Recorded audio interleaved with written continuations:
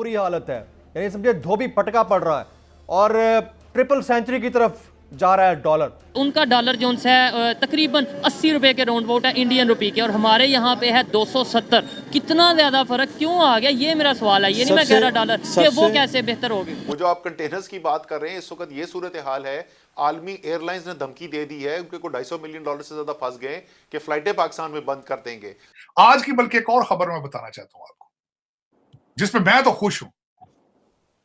कहते हैं कि कैंसर का इलाज भारत इजाद करेगा, बल्कि एक किस्म के कैंसर का उन्होंने वहां तजर्बा किया, उसका इलाज उन्होंने दरियाफ्त कर लिया। यानी $1 पर 85 रुपए गिरा, जो पाकिस्तान की तारीख में कोई मिसाल नहीं है। और रोटी 60 रुपये की होने वाली है।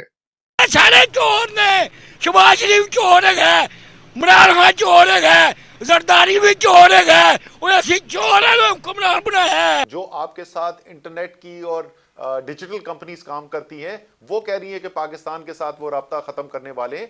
और तो ये नतीजा किस बात का हो रहा है? ये रोजाना की बुनियाद पे जो बैरूनी अदायगी पे डिफॉल्ट हो रहा है, उसकी वजह से हो रहा है। एक साइड पे एक कंट्री जो है वो जापान को सुप्रेस कर रहा है, एक साइड पे एक कंट्री आपके डीएनए वाला वो यूरोप इंग्लैंड की इकोनॉमी को क्रॉस कर चुका है। एक क्लिप में देखा, एक वही कंट्री आपके डीएनए भारतीय रुपए की तुलना पाकिस्तानी रुपए से कर रहा है। आज भारत का रुपया डॉलर के मुकाबले 80 रुपए और पाकिस्तानी रुपया 280 से भी ऊपर पहुंच गया है। भारत और पाकिस्तान एक साथ आजाद हुए, लेकिन कट्टरता और आतंक की लत पाकिस्तान को बर्बादी के रास्ते पर ले गई। आज पाकिस्तान कभी भी दिवालिया हो सकता है, लेकिन ये तो अभी शुरुआत है, क्योंकि चीन से लेकर सऊदी अरब तक किसी ने पाकिस्तान को कर्जा नहीं दिया। जो पाकिस्तान हर साल भारत को बदनाम करने के लिए और भारतीय दूतावासों के बाहर विरोध प्रदर्शन के नाम पर करोड़ों रुपए बर्बाद कर देता था, वो चंद करोड़ डॉलर के लिए कटोरा लेकर घूम रहा है, अपनी ही जनता पर टैक्स लगाने को मजबूर है। दरअसल पाकिस्तान आतंक की फैक्ट्री चलाने में इतना बिजी हो गया कि उसे अपनी जनता की चीखें सुनाई नहीं दी, और अब हालात बेकाबू हो चुके हैं।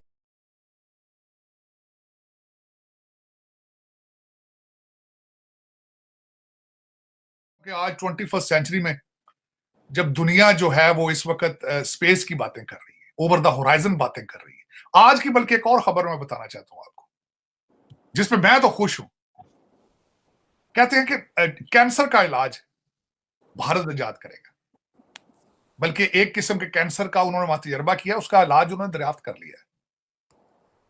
एक साइड पे एक कंट्री जो है वो जापान को सुप्रेस कर रहा है, एक साइड पे एक कंट्री आपके डीएनए वाला वो यूरोप इंग्लैंड की इकोनॉमी को क्रॉस कर चुका है। एक वही कंट्री आपके डीएनए वाला कैंसर का इलाज ढूंढ रहा है, और आप पस्तियां ढूंढ रहे हैं, आप अखलाकियात की, अपनी मादरे मिल्लत के कपड़े फाड़ने की आप एक्सट्रीम कर रहे हैं। आप देखें ना, सिस्टम के खिलाफ, जिसके खिलाफ आपको हुक्म दिया जा रहा है, अमीरुल मोमिनीन कह रहे हैं बगावत करो, सिस्टम में कौन है? आपके इदारे सारे जर्मन थे, कुछ फ्रेंच थोड़ी ने। आपकी जुडिशरी भी पाकिस्तानी है, एस्टेब्लिशमेंट भी पाकिस्तानी है, ब्यूरोक्रेसी भी पाकिस्तानी है, लेकिन उनके अंदर नेशनलिज्म नहीं। कभी मेरा दिल करता है कि मैं हमेशा पहले रिक्वेस्ट कर चुका हूं कई दफा चीमा साहब, कि हर पाकिस्तानी पे फर्ज बनता है कि वो सारा दिन भारत के मीडिया को सुने। शायद शर्म आ जाए कि ये वही लोग हैं, हमारी जबान है, हमारा ही कल्चर है। वो सालन रोटी भी साढ़े वाली खाते नहीं यार, वो कहां जा रहे हैं, हम कहां जा रहे हैं बस। लेकिन ये ਹੁਣ ਤੇ ਮੈਂ ਸਾਡੇ ਪਠਾਨ ਯਾਰ ਵੀ ਤੁਹਾਡੇ ਉੱਤੇ ਜੇ 80 ਉਹਨਾਂ ਗੱਡੀ ਬਣਾ ਲਈ 80-85 ਅਫਗਾਨੀ अपना साढ़े नसवार वाले भरा भी अगे लंघ गए। 80-85 अफगानी का डॉलर मिल रहा है इसमें। और फ्री फॉल मोड में है रुपया इस वक्त, बहुत बुरी हालत है, यानी समझे धोबी पटका पड़ रहा है और ट्रिपल सेंचुरी की तरफ जा रहा है डॉलर। जबकि हमारे जो वजीर ख़जाना है वफाक के, वो फरमाते हैं कि मईशत अल्लाह ने बेहतर करनी है और इंशाल्लाह अल्लाह बेहतर करेगा। ये तो इसमें तो कोई दूसरी राय नहीं है, अल्लाह पाक जब चाहें सब कुछ ठीक हो सकता है। बट इंसान को नायब बनाकर भेजा गया है, और अगर किसी पर्टिकुलर कैपेसिटी में तो उसके ऊपर अगर काम नहीं करता तो फिर सवाल किससे किया जाए? शाहिद साहब, बहुत शुक्रिया आपका। मैं आपसे अर्ज कर दूं कि गुज़िश्ता 11 महीनों में पाकिस्तान की मईशत को जिस तरह दानिस्ता तबाह बर्बाद किया गया है, उसकी पाकिस्तान की 75 साल तारीख में कोई मिसाल नहीं मिलती जी। जो हिकमत अमली अपनाई गई, जो फैसले अपनाए गए, वो कौमी सलामती और कौमी मफादात से मुतसादिम थे और कुछ फैसलों को मैं कहूँगा कि पुरस्रार थे और उनको वो डिफेंड नहीं कर सकेंगे कि कभी अगर कटहरे में लाया जाता है तो उसका जवाब नहीं पेश कर सकेंगे ये क्यों किए गए। और मुझे तो ऐसा नज़र आता है कि एक मुल्की अशराफिया को फ़ायदा पहुँचाया गया, ताकतवर तबकों को जिनको आप माफिया कह सकते हैं। एक और बैरूनी माफिया है जो एक मुल्क है जो पाकिस्तान को गैर मुस्तकम करना चाहता है, उसके भी अज़ाइम पूरे किए गए और मुल्की अशराफिया और बैरूनी अशराफिया का ये एक नापाक गठजोड़ था जिसकी वजह से पाकिस्तान में ये तबाही बर्बादी आई है। लेकिन मैं इसको एक्सप्लेन करने से पहले 3 फिगर्स दे दूं तो हर चीज़ वाज़ेह हो जाए कि हुआ क्या है। देखिए 28 फरवरी को 2022 को हमारा डॉलर जो था $1 177 रुपये 177.77 था। अब उसके बाद 11 महीने में ये हो गया 262, यानी $1 पर 85 रुपए गिरा, जो पाकिस्तान की तारीख में कोई मिसाल नहीं है। अब आप ये देखें कि जो मुल्क, और ये गिराया गया है, गिरा नहीं है, रुपए की कदर दानिस्ता गिराई गई है हिकमत अमली के तहत, गठजोड़ के तहत, पुरस्कार तरीकों से, और इसके पे भी कटहरे में आने वाली बात है।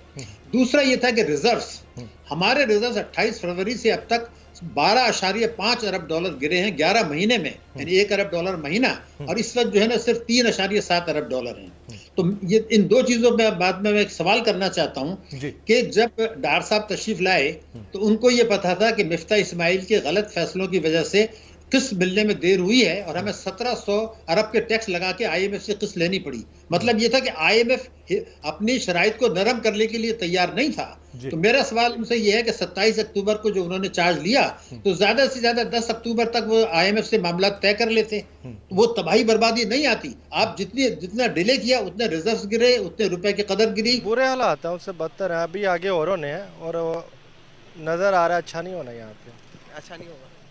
सिंध के अंदर, उसके बाद गिलगित बल्तिस्तान के अंदर, पूरे पंजाब के अंदर नारे लग रहे हैं। सिंध के अंदर तो एंड हो गई है, वो कह रहे हैं कि भाई कल बना था बांग्लादेश, आज बनेगा सिंधु देश। इसको कैसे देखते हैं आपके सिंध के अंदर इस किस्म के नारे? भाई ये तो अवाम को चूज़ करना है ना उन्होंने, कि अवाम किस साइड पे है। उन्होंने एक ही मुल्क में रहना है या डिवाइड रूल खेलने, या तो वैसे चलता रहेगा। ये तो पहले भी चला है, आगे भी चलेंगे। ये पॉलिटिशियन या आर्मी ये तो ये कर रहे हैं। ये अब आर्मी भी इन्वॉल्व है। आप जनरल देख लें, जो यहाँ के हायर रैंक पे जो लोग हैं वो सारे इस खेल में नज़र आ रहा है, सारा इन्वॉल्व है। एक बंदा एक साइड पे है, बाकी पूरी जो कैबिनेट है या दूसरे लोग वो एक साइड पे है। लाइट आपने देखी, पूरे मुल्क के अंदर लाइट नहीं थी। नहीं, ये माशाल्लाह ये हमें बता रहे हैं कि अंधेरों में कैसे रहना। तो लाइट के बारे में कह रहे हैं कि भाई ये मुल्क का मसला नहीं था, ये बाहर से किसी मुल्क का साइबर अटैक है। ओए सारे चोर ने, शहबाज शरीफ, इमरान खान, सरदारी, ओए सारे चोर है गए। ओए इन्हां नूं वोट कोई ना पावे करे। तो ये तो कहते हैं कि भाई हमारा कोई कसूर नहीं है, जो लाइट गई है इसके बाहर के किसी ताकत ने। छड्डो, साडी महंगाई घट करो, असि तो LPG गैस नहीं पूरी भी होंदी। ओए सारे चोर ने।